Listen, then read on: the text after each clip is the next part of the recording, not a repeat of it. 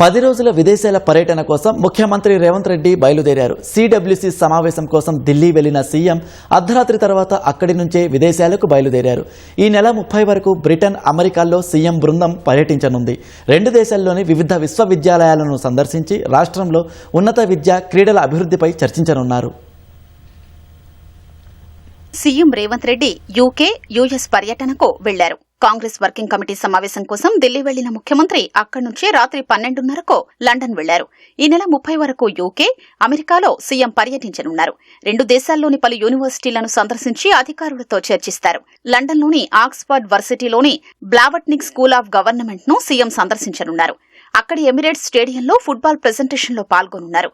22న లండన్లో కేంబ్రిడ్జ్ బృందంతో ముఖ్యమంత్రి సమావేశం కానున్నారు. ఆ రోజు ఉదయం యూనివర్సిటీ ఆఫ్ లండన్ క్యాంపస్లోని సెనేట్ హౌస్ ను సందర్శిస్తారు. ఆ తర్వాత సాయంత్రం 4 గంటలకు లండన్ బిజినెస్ స్కూల్ కు వెళతారు.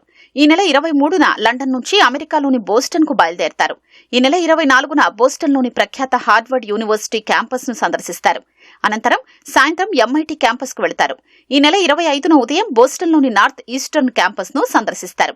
ఆ రోజు సాయంత్రం వర్జీనియా టెక్ యూనివర్సిటీ బృందంతో సమావేశమవుతారు. తర్వాత రాత్రి బోస్టన్ నుంచి న్యూయార్క్ సిటీకి సీఎం వెళ్లనున్నారు. ఈ నెల 26న న్యూయార్క్ లో ఇండియన్ ఓవర్సీస్ కాంగ్రెస్ నిర్వహించే మీట్ అండ్ గ్రీట్ కార్యక్రమంలో పాల్గొంటారు.